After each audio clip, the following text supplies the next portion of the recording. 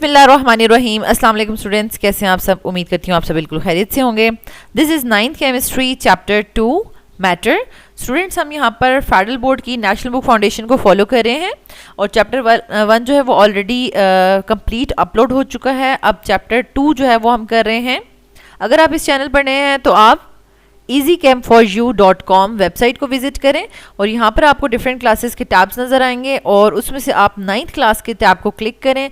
उससे आपका 9th class का जो पेज ओपन हो जाएगा और उससे रिलेटेड जो भी मटेरियल अपलोड हुआ है वो आप यहाँ पर देख सकते हैं। ठीक है, जिस भी चैप्टर को क्लिक करेंगे उसके तमाम के तमाम लेक्चर्स, PDF नोट्स और ऑब्जेक्टिव क्विज जो है वो आपको नज़र आएगा। ठीक है, जैसे कि यहाँ पर हमने मैटर पे क्लिक किया। ठीक है, और अब हमारे पास यहाँ पर जो PDF है वो जब चैप्टर कंप्लीट हो जाएगा तब अपलोड होगा। ये क्विज़ आपको नज़र आ रहा है, बाकी जो लेक्चर्स अपलोड हो चुके हैं वो यहाँ पर आपको नज़र आ रहे हैं। ठीक है, तो चलें स्टूडेंट स्टार्ट करते हैं। रब्बि इश्रह ली सदरी वयस्सिर ली अमरी वहलुल उक़दतम मिन लिसानी यफ़क़हू क़ौली। ऐ मेरे रब, मेरे लिए मेरा सीना कुशादा फरमा दे और मेरा काम आसान कर दे और मेरी ज़ुबान की गिरह खोल दे ताकि वो मेरी बात समझ सकें। आमीन। अल्लाहुम्मा अन्फ़अनी बिमा अल्लमतनी वअल्लिमनी मा यनफ़अनी वज़िदनी इल्मा। ए अल्लाह, मुझे फ़ायदा दे उसके साथ जो तूने मुझे सिखाया है और मुझे सिखा जो मेरे लिए फ़ायदेमंद है और मेरे इल्म में इजाफ़ा फरमा। आमीन। स्टूडेंट्स, आज का जो हमारा टॉपिक है वो है हमारा 5th जो है हमारे इस चैप्टर का जो हमने स्कीम लिखी हुई थी उसका 5th टॉपिक है सॉल्यूशन। ठीक है, इससे पीछे हम 4 टॉपिक्स जो हैं वो कम्प्लीटली डिस्कस कर चुके हैं। ये बहुत इंपॉर्टेंट और बहुत इजी है। ठीक है, बहुत इजी और इंटरेस्टिंग टॉपिक है और इसकी आगे आपने सोल्यूशन को अंडरस्टैंड करना है कि सोल्यूशन किससे मिलकर बनता है और उसके आगे उसकी क्लासिफिकेशंस भी करनी है। ठीक है, सबसे पहले तो आपको देखें ये पता होना चाहिए कि सोल्यूशन जो है वो कौन सी 2 चीज़ों को मिलाकर बनाते हैं। तो हमारे पास यहाँ पर सॉल्यूट और सॉल्वेंट, ठीक है, सॉल्यूट और सॉल्वेंट को मिलाते हैं। ठीक है, तो हमारे पास सॉल्यूशन बन जाता है। अब यहाँ इससे पहले तक आपका ये कॉन्सेप्ट हो सकता है कि शायद सॉल्यूशन हमेशा ना लिक्विड चीज़ को कहते हैं। ठीक है, क्योंकि इससे पहले जैसे आप शुगर सोल्यूशन की बात करें, सॉल्ट सोल्यूशन की बात करें, ठीक है, आपको लगता होगा कि सोल्यूशन जो है ना वो हमेशा किसी लिक्विड चीज़ को ही कहते होंगे। नहीं, ऐसा नहीं है। ठीक है, यहाँ पर आप देखेंगे कि गैशियस सोल्यूशंस भी होते हैं, सॉलिड सोल्यूशंस भी होते हैं और लिक्विड सोल्यूशंस भी होते हैं। वो उनकी हम डिफरेंट टाइप्स पढ़ेंगे तो आपको पता चलेगा। और सॉल्यूट भी जो है वो आपके पास क्या होता है कि एक से ज़्यादा सॉल्यूट्स भी हो सकते हैं। ठीक है, जैसे कि आपने एक से ज़्यादा यानी 3-4 चीज़ें अगर आपने मिक्स की हैं, ठीक है, तो उनमें से जो सबसे ज़्यादा क्वांटिटी में होगा उसको हम सॉल्वेंट बोल देंगे। जो स्मॉल क्वांटिटी में होती हैं चीज़ें उनको हम जो है वो सॉल्यूट बोल देते हैं। और सॉल्यूट जो है वो एक से ज़्यादा भी एग्जिस्ट कर सकते हैं। ज़रूरी नहीं है कि आपने अगर सोल्यूशन बनाना है तो सिर्फ वो 2 ही चीज़ों से मिलकर बन सकता है। ठीक है, यानी 2 चीज़ों को मिक्स करें और सोल्यूशन बन जाए, ऐसा नहीं है। ठीक है, जैसे कि सबसे ईजीएस्ट एग्जाम्पल मैं आपको यहाँ पर दूँ कि हमारे पास जो एयर है, ठीक है, ये भी हमारे पास एक गैशियस सोल्यूशन ही है। ठीक है, एयर हमारे पास क्या है, गैशियस सोल्यूशन। अब एयर में आपको क्या पता है, मतलब कितनी ढेरों ढेर गैसेज होती हैं। ठीक है, और उसमें सबसे ज़्यादा अमाउंट जो है वो नाइट्रोजन गैस की होती है। तो इसका मतलब है कि नाइट्रोजन गैस जो है वो एज अ सॉल्वेंट एक्ट कर रही है यहाँ पर। ठीक है, और उसके अलावा अब जो भी गैसेस हैं, ऑक्सीजन है, कार्बन डाइऑक्साइड है, अदर ट्रेसेस हैं, ट्रेस गैसेस हैं, यानी स्मॉल अमाउंट में जो भी गैसेस वहाँ पर प्रेजेंट हैं। अच्छा, वाटर वेपर्स हैं, ये सब के सब जो है वो एक्ट कर रहे हैं एज अ सॉल्यूट। ठीक है, तो अब यहाँ से आपका बिल्कुल कॉन्सेप्ट क्लियर हो गया कि हमारे पास सोल्यूशन जो है वो किस तरह से मिलकर बनता है। अब हम इनकी डेफिनेशंस देख लेते हैं। ठीक है, देखिए सॉल्यूट क्या लिखा हुआ है। अब डेफिनेशंस जो है ना वो प्रॉपरली इसी तरह से लिखी गई है कि आपने इसी तरह नोट्स में जैसे लिखी गई हैं उसी तरीके से याद करनी है, क्योंकि ये नोट्स जो हैं वो इतने आप कह लें कि ज़बरदस्त तरीके से बनाए गए हैं कि अगर आप अपनी बुक को नहीं भी खोलते ना, नेशनल बुक फाउंडेशन की बुक को नहीं भी खोलेंगे और सिर्फ इन बुक्स पर रिलाई करेंगे तो आपके 100% मार्क्स आएंगे, क्योंकि उसमें कुछ ऐसी चीज़ नहीं रहेगी कि जिसको प्रॉपरली और अच्छे तरीके से यहाँ पर नोट्स में ना लिखा गया हो। ठीक है, तो अब देखें इसकी प्रॉपर डेफिनेशन सॉल्यूट की लिखी हुई है, the component of the solution which is present in the smaller quantity. ठीक है, जो स्मॉलर क्वांटिटी में होता है, तो अब इसमें कोई इतनी बड़ा कोई वो नहीं है कॉन्सेप्ट के जो आपको समझना है, is called solute and solute is dissolved in solvent to make a solution. ठीक है, सॉल्यूट को किस में डिजोल्व किया जाता है, सॉल्वेंट में डिजोल्व किया जाता है ताकि सोल्यूशन बना सकें। ठीक है, अब इसकी एग्जांपल है, आप एग्जांपल में कुछ भी बता सकते हैं, जैसे कि हमने यहाँ पर सॉल्ट सोल्यूशन लिया, in a salt solution salt is a solute and water is a solvent. ठीक हो गया। अच्छा, अब आ जाए सॉल्वेंट की तरफ। अब इसका भी डेफिनेशन का जो स्ट्रक्चर है वो बिल्कुल जैसा कि आपने सॉल्यूट लिखा था उसी स्ट्रक्चर को फॉलो करेंगे। The component of the solution which is present, देखें वहां पे भी ये लिखा हुआ था, the component of the solution which is present. तो ये जब हम स्ट्रक्चर सेम रखते हैं ना तो स्टूडेंट्स को चीज़ें याद इजीली हो जाती हैं। The component of the solution which is present in larger quantity. अब जो लार्जर क्वांटिटी में प्रेजेंट होगा वो सॉल्वेंट होगा और जो स्मॉलर क्वांटिटी में प्रेजेंट होगा वो सॉल्यूट होगा। ठीक है, तो इसको कहेंगे हम सॉल्वेंट। और इसका भी आप अगेन इसी तरह से लिखेंगे कि सॉल्यूट को किस में डिजोल्व किया जाता है, सॉल्वेंट में डिजोल्व किया जाता है ताकि सोल्यूशन बनाया जा सके। ठीक है, तो पिछली दफ़ा जो हमने लिखा था उसमें हम सॉल्यूट को एम्फेसिस कर रहे थे और अभी हम सॉल्वेंट को एम्फेसिस कर रहे हैं। बेसिकली सॉल्यूट को सॉल्वेंट में ऐड किया जाता है और फिर हमारे पास सोल्यूशन बनता है। ठीक हो गया। अच्छा, फिर आ जाए, इसकी एग्जांपल भी आप कोई भी दे सकते हैं, तो मैंने यहाँ पर शुगर सोल्यूशन लिख दिया। In a sugar solution sugar is a solute and water is a solvent. अच्छा, अब आ जाए सोल्यूशन की तरफ। ठीक है, सोल्यूशन क्या होता है, तो uh solution is a homogeneous mixture. अब बेसिकली ये मिक्सचर है, सोल्यूशन बेसिकली क्या होता है, मिक्सचर होता है। तो पीछे आपने जो मिक्सचर वाला टॉपिक बहुत अच्छे से पढ़ लिया था तो आपको पता चल गया था कि मिक्सचर जो है वो एक इम्प्योर सब्सटेंस होता है। ठीक है, जो कि एक से ज़्यादा यानी सब्सटेंसेस को मिक्स करते हैं, और वो एलिमेंट्स भी हो सकते हैं और कंपाउंड्स भी हो सकते हैं, उनको आप मिक्स करते हैं तो ये बनता है। और ये फिजिकली कंबाइन हुए होते हैं, कोई रिएक्शन नहीं हो रहा होता। ठीक है, तो अब हमारे पास जो मिक्सचर है अगर वो होमोजीनियस हो, ठीक है, मिक्सचर भी आगे दो मतलब डिफरेंट तरह के होते हैं ना, मिक्सचर की भी आगे टाइप्स होती हैं।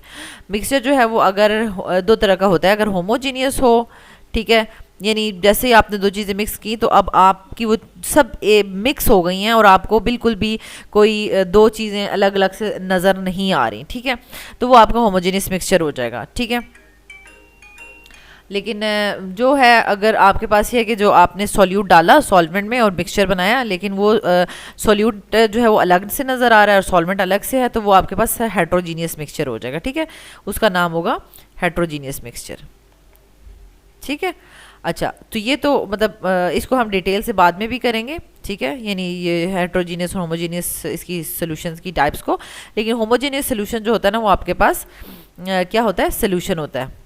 बल्कि मैं आपको यहाँ पर बता देती हूँ, इस चैप्टर के एंड पे ये वाला टॉपिक आप डिटेल से पढ़ेंगे, लेकिन मैं यहाँ पर आपको थोड़ा सा बता देती हूँ कि मिक्सचर जो है ना, मिक्सचर की आगे जो है वो फर्दर टाइप्स होती हैं। ठीक है, और उन टाइप्स में आपके पास यानी एक होमोजीनियस मिक्सचर होगा और एक हेट्रोजीनियस। ठीक है, और होमोजीनियस मिक्सचर को हम सॉल्यूशन कहते हैं। ठीक है, और हेट्रोजीनियस मिक्सचर आगे फर्दर आपके पास कोलाइड्स या सस्पेंशन की फॉर्म में हो सकते हैं। ठीक है, जिसमें आपको सॉल्यूट अलग से नज़र आ रहा होगा। और इनको हम, ये बिल्कुल लास्ट टॉपिक है इस चैप्टर का, उस 7th टॉपिक है मेरे ख्याल में, और उसको हम डिटेल से पढ़ेंगे। अभी आपको यहाँ पर ये बात समझ आ गई क्या, solution is a homogeneous mixture of 2 और मोर substances in which one substance is dissolved in the other. बस दो सब्सटेंसेस को हमने मिक्स करना होता है, तो जो है वो हमारे पास होमोजीनियस अगर मिक्सचर बन जाता है तो उसको हम सोल्यूशन कहते हैं। Homogeneous means no particles of the different substances can be seen, यानी दो डिफरेंट चीज़ों को आप मतलब अलग अलग से नहीं देख सकते। ठीक है, अच्छा, solute is dissolved in a solvent to make solution. अच्छा, ये तो अगेन वही बात होगी कि हम सॉल्यूट को सॉल्वेंट में डालते हैं और सोल्यूशन बनाते हैं। तो अब होमोजीनियस मिक्सचर कैसे बनेगा कि जैसे अगर आप शुगर लें, ठीक है, और उसको वाटर में डाल दें, अब कोई रिएक्शन नहीं होगा बल्कि ये दोनों मिक्स हो जाएंगे और मिक्सचर बना देंगे। ठीक है, मिक्सचर बनाएंगे और ये भी मिक्सचर कौन सा बना, होमोजीनियस मिक्सचर बना। ठीक है, क्योंकि जब आपने शुगर को पानी में डाला तो शुगर पूरी डिज़ोल्व हो गई और हमें वो नज़र नहीं आ रही, और हमें पूरा का पूरा सोल्यूशन एक ही फॉर्म में नज़र आ रहा है, ठीक है, पानी ही की फॉर्म में नज़र आ रहा है, और वो जो शुगर है वो कहीं इसके अंदर पूरी की पूरी हल हो गई या डिज़ोल्व हो गई, हमें बिल्कुल अलग से कुछ नज़र नहीं आ रहा है, ये पूरा का पूरा वन फेज़ बना रहा है, ठीक है, पूरा का पूरा वन फेज़ है। तो यहाँ पे आपको पता चल गया कि होमोजीनियस सोल्यूशन में टू अलग अलग से जो पार्टिकल्स हैं वो अलग से नज़र नहीं आते डिफरेंट सब्सटेंसेस के, यानी वाटर हमें अलग नज़र आ रहा हो, शुगर अलग नज़र आ रही हो, तो इस तरह नहीं होता। अच्छा, फिर अब इसकी एक्सप्लेनेशन आप देख लें। एक्सप्लेनेशन में क्या है कि in solution the particles are microscopic less than 1 nanometre in diameter, यानी अब उसका मतलब है कि जब ये शुगर सोल्यूशन बना होगा उसका मतलब ये तो नहीं है ना कि शुगर वहाँ से गायब हो गई है उसके अंदर ही माइक्रोस्कोपिक लेवल पर उसके यानी पार्टिकल्स प्रेजेंट है, लेकिन वो हमें नेकेड आई से नज़र नहीं आते, हम देख रहे हैं हमें नज़र नहीं आते, लेकिन माइक्रोस्कोपिक लेवल पर जाके देखें तो वाटर के मॉलिक्यूल्स के साथ, यानी अगर ये वाटर मॉलिक्यूल्स हैं तो इसके साथ जो है वो शुगर सोल्यूशंस आपको माइक्रोस्कोपिक लेवल पे नज़र आएंगे, ठीक है। अच्छा, फिर क्या है, solution is a very stable mixture, ये बड़ी इंपॉर्टेंट चीज़ है। अब ये सोल्यूशन जो है ना वो मिक्सचर तो है और होमोजीनियस मिक्सचर है, और इसी एक और प्रॉपर्टी क्या है कि ये स्टेबल भी है, ठीक है। ऐसा नहीं है कि अभी आपने शुगर सोल्यूशन बनाया थोड़ी देर बाद आपको पहले तो शुगर नज़र नहीं आ रही और अभी नज़र आना शुरू होगी, ऐसा नहीं होगा, ठीक है। आपने प्रॉपर शुगर सोल्यूशन बनाया है, ठीक है, तो उसमें अभी अगर पूरी की पूरी शुगर डिज़ोल्व हो चुकी है तो बस वो अब डिज़ोल्व फॉर्म में ही रहेगी, वो स्टेबल है, मतलब जो बना है ना सोल्यूशन वो स्टेबल है। And the solute does not separate from the solvent itself, वो खुद से सेपरेट नहीं होगा, लेकिन अगर आप चाहते हैं कि अभी ये जो मैंने शुगर को हल कर दिया है वाटर में, इसको मैं अलग करना चाहूँ तो वो हो जाएगी या नहीं होगी, हो जाएगी, ठीक है। आप क्या करें, आप इसको ना गर्म करना शुरू कर दें, गर्म करना शुरू कर दें, वाटर सारा का सारा उड़ जाएगा और पीछे जो है वो क्रिस्टल्स आ जाएंगी, शुगर की क्रिस्टल्स आ जाएंगी, ठीक हो गया। तो वो आपने क्या किया, उसके लिए आपने प्रोसेस किया, फिजिकल प्रोसेस किया, कोई केमिकल रिएक्शन नहीं किया बल्कि प्रोसेस किया और उससे वाटर को इवेपोरेट किया और उसको अलग कर लिया, लेकिन वो खुद से नहीं हल होगा, इसलिए हम इसको स्टेबल कहते हैं। इन salt solution salt is solute and the water is a solvent. अच्छा, यहाँ पर मैंने एक हेडिंग दी है मोर देन वन सॉल्यूट, और आपको बिल्कुल स्टार्ट ऑफ द टॉपिक में बता दिया था कि जब हम सॉल्यूट को सॉल्वेंट में ऐड करते हैं तो इसका मतलब नहीं है कि दो चीज़ों से मिलकर ही बस सोल्यूशन बनता है, ऐसा नहीं है, एक से ज़्यादा चीज़ें हो सकती हैं, और उसमें जो लार्जर क्वांटिटी में होगी चीज़ उसको हम सॉल्वेंट कहेंगे, और जो स्मॉल क्वांटिटी में ढेर सारी चीज़ें होंगी एक से ज़्यादा, उन सबको हम सॉल्यूट कहेंगे, ठीक है। तो अब यहाँ पर लिखा हुआ है कि मोर देन वन सोल्यूट हो सकते हैं, more than one solute can be present in a solution. अब आपको एग्जांपल्स बताई जा रही हैं कि सॉफ्ट ड्रिंक्स में क्या होता है, water is a solvent, water ज़्यादा अमाउंट में है, while other substances like sugar, salts and carbon dioxide ये सब सॉल्यूट्स हैं, ठीक है, कार्बोनेटेड ड्रिंक्स होती है ना। इसी की तरह आपके पास एग्जांपल आ जाती है, in air nitrogen gases solvent while other gases like oxygen, carbon dioxide and trace gases are solutes, ठीक है। अब नाइट्रोजन जो है वो लार्जर अमाउंट में थी और बाकी गैसेस कम अमाउंट में थी, इसलिए वो सारी की सारी सॉल्यूट एक्ट करेंगी, ठीक है। अब नेक्स्ट हमारा इसका टॉपिक आ जाता है क्लासिफिकेशन ऑफ सोल्यूशन। अब क्लासिफिकेशन भी आपकी ना 3 टाइप्स की है, ठीक है। फर्स्ट टाइप जो है वो है on the basis of physical states of the solvent, यानी सॉल्वेंट की फिजिकल स्टेट पर डिपेंड करते हुए हम इसकी जो है वो क्लासिफिकेशन करते हैं। तो हमारे पास 3 टाइप्स के सोल्यूशंस होते हैं, ये पहली क्लासिफिकेशन है, ठीक है। तो यहाँ पर देखें हमारे पास कितनी तरह के सोल्यूशंस बनेंगे, गैशियस सोल्यूशंस होंगे, लिक्विड सोल्यूशंस होंगे और सॉलिड सोल्यूशंस होंगे, क्योंकि ज़्यादा अमाउंट में होता है सॉल्वेंट, ठीक है, ज़्यादा अमाउंट में सॉल्वेंट होता है, और अगर सॉल्वेंट हमारे पास जो है वो गैस है तो गैशियस सोल्यूशंस बनेंगे, सॉल्वेंट अगर हमारे पास लिक्विड है तो लिक्विड सोल्यूशंस बनेंगे, और सॉल्वेंट अगर हमारे पास सॉलिड है तो सॉलिड सोल्यूशंस बनेंगे, ठीक है। यानी पूरे सोल्यूशन की फिजिकल स्टेट क्या होगी वो डिपेंड करेगी जो चीज़ ज़्यादा अमाउंट में है, मतलब सॉल्वेंट, तो सॉल्वेंट की जो फिजिकल स्टेट होगी सोल्यूशन की भी वही फिजिकल स्टेट होगी, ठीक है। अच्छा, अब इसको आप देखेंगे कैसे लिखेंगे, कैसे, generally solutions are found in 3 physical states, ठीक है। सोल्यूशंस जो हैं वो कितनी फिजिकल स्टेट्स में होते हैं, 3 में, depending upon the physical state of the solvent, और वो हमने तीनों देख लिए हैं, गैशियस, लिक्विड एंड सॉलिड। अब इनका मैंने टेबल बना लिया है, और ये आपने टेबल की फॉर्म में आपकी बुक में जितनी एग्जांपल्स थी सारी की सारी मैंने यहाँ कोट कर दी हैं और प्रॉपर वे में कोट की हैं, ठीक है। अब आपने इनको जब एक दफ़ा ही पढ़ते जाएंगे आपको याद होती जाएंगी, ठीक है, और इससे आपका जो है वो ऑब्जेक्टिव पूछा जाता है, मोस्टली ऑब्जेक्टिव्स, तो अगर आपने याद किया हो तो आप अच्छे से ऑब्जेक्टिव को आंसर कर सकते हैं, ठीक है। तो गैशियस सॉल्यूशंस में सबसे पहले आपके पास क्या हो सकता है, अभी मैं आपको थोड़ा साइड पे इसको पहले समझा दूं। कि गैशियस सोल्यूशन का मतलब है कि ज़्यादा अमाउंट में, देखें आपके पास सॉल्यूट को आप ऐड करते हैं, किस में ऐड करते हैं, सॉल्वेंट में, ठीक है।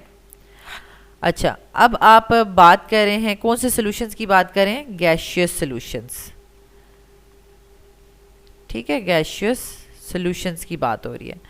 गैशियस सॉल्यूशंस का मतलब है कि हमारा सॉल्यूशन जो है वो किस फॉर्म में है, गैस फॉर्म में है, ठीक है। सॉल्यूशन जो है वो गैस फॉर्म में है, तो वो गैस फॉर्म में किस वजह से है, सॉल्वेंट की वजह से, क्योंकि सॉल्वेंट गैस है, ठीक है। अच्छा, अब क्या है कि सॉल्यूट, अब सॉल्यूट गैस भी हो सकती है, सॉल्यूट लिक्विड भी हो सकती है, और सॉल्यूट जो है वो सॉलिड भी हो सकता है, ठीक है।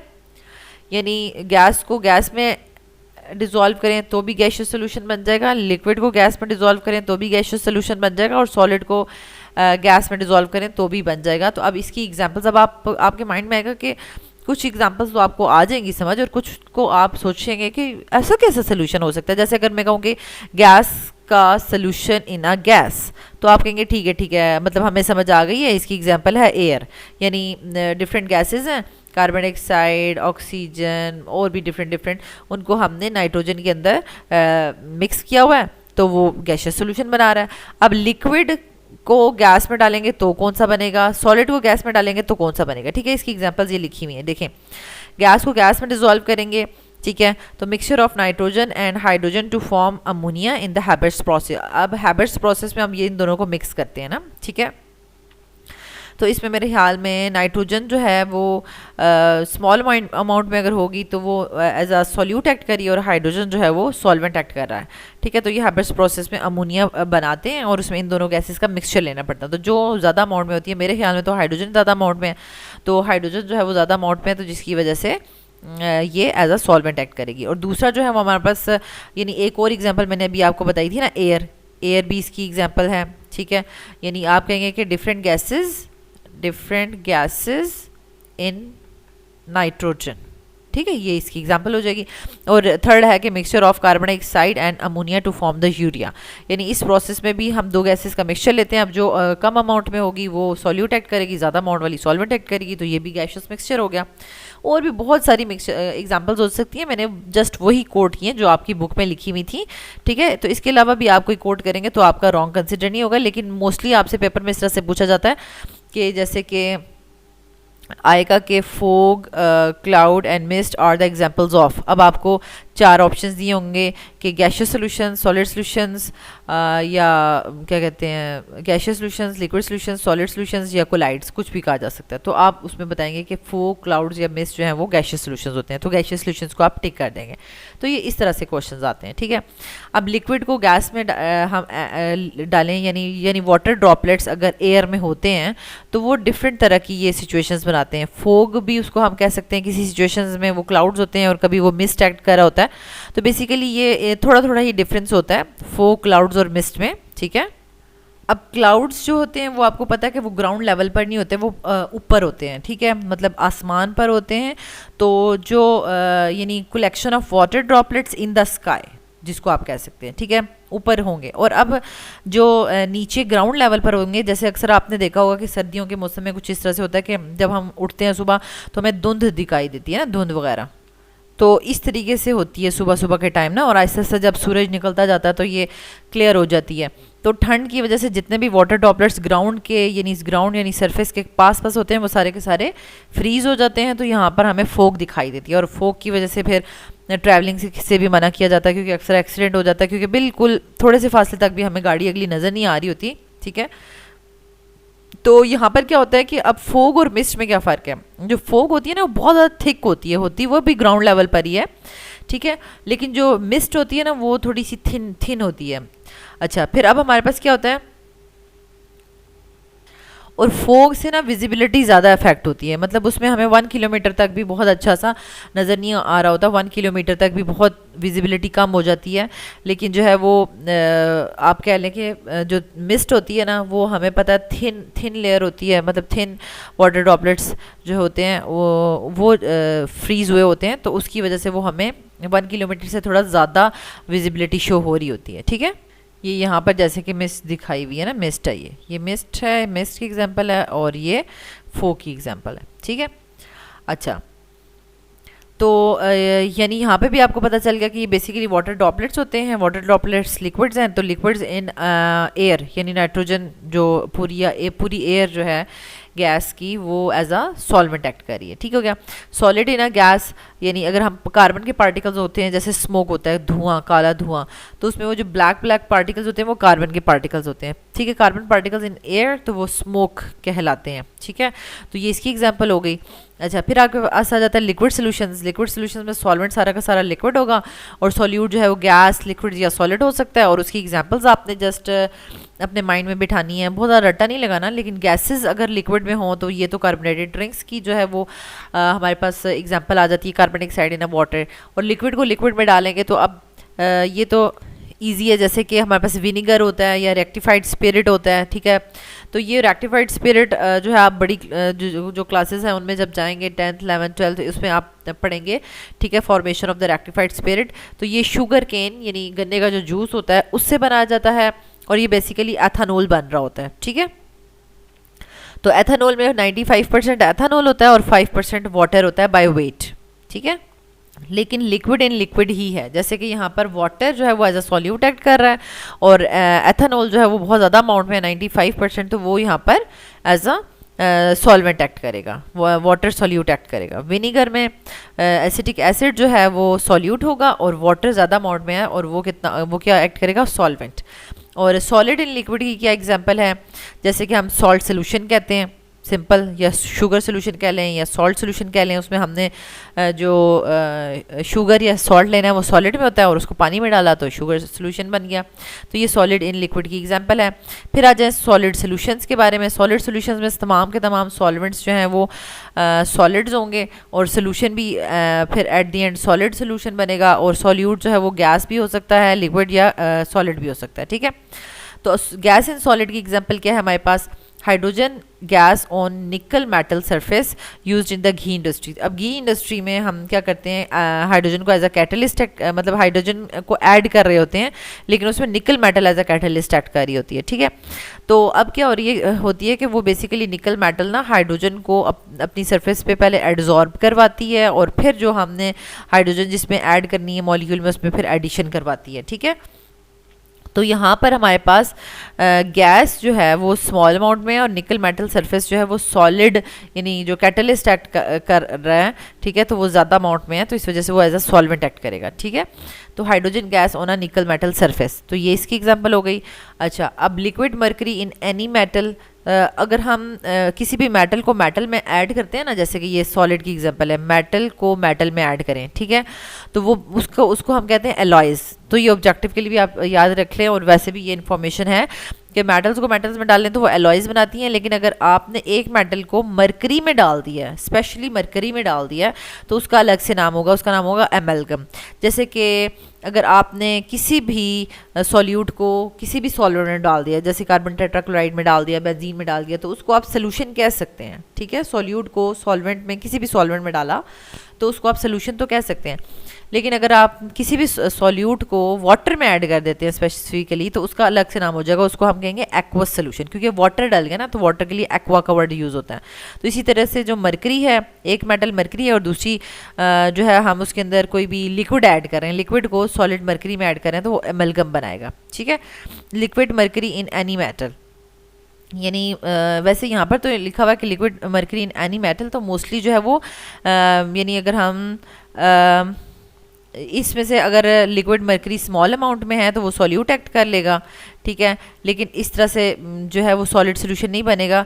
मोस्टली इसमें मेटल्स अगर ऐड की जाती हैं तो वो लिक्विड फॉर्म में उनको लिया जाएगा, ठीक है, वो सॉल्यूट होंगी और लिक्विड मरकरी में उनको ऐड किया जाएगा और लिक्विड मरकरी जो है वो ज़्यादा अमाउंट में और वो सॉल्वेंट एक्ट करेगी, ठीक है। अच्छा, और लास्ट वाला तो आपने देख लिया, सॉलिड इन सॉलिड, इसमें एलॉयज हैं, different brass, bronze, steel, mixing of different metals, ठीक है। अब यहाँ पर ये आपको एग्जांपल नज़र आ रही है, alloys a mixture of a chemical element where the primary component is a metal, यानी मेटल्स को मेटल्स में मिक्स करेंगे। जैसे कि यहाँ पर कॉपर है वो ज़्यादा अमाउंट में ली जा रही है और टिन स्मॉल अमाउंट में। टिन को जब कॉपर में ऐड करेंगे तो वो ब्रॉन्ज कहलाती है, ठीक है। इसी तरह अगर जिंक को कॉपर में ऐड करेंगे तो वो ब्रास कहलाएगी, ठीक है। गोल्ड में हम अदर मेटल्स डालते हैं, कॉपर या सिल्वर ऐड करते हैं स्मॉल अमाउंट में, तो वो फिर गोल्ड जो है वो आपके पास प्योर गोल्ड नहीं रहता, ठीक है। क्योंकि प्योर गोल्ड जो है वो आपके पास 22 आई थिंक या 24 कैरेट का होता है, ठीक है। तो यहाँ पर ये देखें, अगर हम और इसमें मेटल्स ऐड कर देंगे तो उसका कैरेट डाउन हो जाएगा। यहाँ पे लिखा हुआ है 18 कैरेट गोल्ड के अंदर कॉपर या सिल्वर ऐड किया जाता है, ठीक है। इसी तरह कास्ट आयरन में कार्बन ऐड किया जाता है, और स्ट्रिलिंग सिल्वर में आपके पास जो है वो कॉपर ऐड किया जाता है सिल्वर के अंदर, ठीक है। तो स्टूडेंट्स, यहाँ तक हमने क्लासिफिकेशन जो है वो एक ही की है अभी, ठीक है। बाकी दो जो है वो हम डिफरेंट में कर लेते हैं, क्योंकि वीडियो जो है वो काफ़ी लेंथी हो रही है। तो आपके पास ये जो फर्स्ट क्लासिफिकेशन हमने की है वो थी on the basis of physical states of the solvent. Solvent की जो फिजिकल स्टेट होगी, सोल्यूशन की भी वही फिजिकल स्टेट होगी, और ये चीज़ जो है उसकी आपने एग्जाम्पल जो है वो मेमोराइज कर लेनी है, ठीक है। Thank you so much students for watching this video. अगर आपको ये वीडियो अच्छी लगी है तो आप इसको ज़रूर लाइक भी कर दें, चैनल के बटन को भी सब्सक्राइब कर दें, क्योंकि जब आपने सब्सक्राइब किया होता है तो न्यू आने वाले जो लेक्चर्स होते हैं उनका नोटिफिकेशन आपको टाइम पे मिल जाता है। अल्लाह ताला आपको बहुत आसानियाँ अता फरमाए और आसानियाँ तकसीम करने का शर्फ अता फरमाए। आमीन।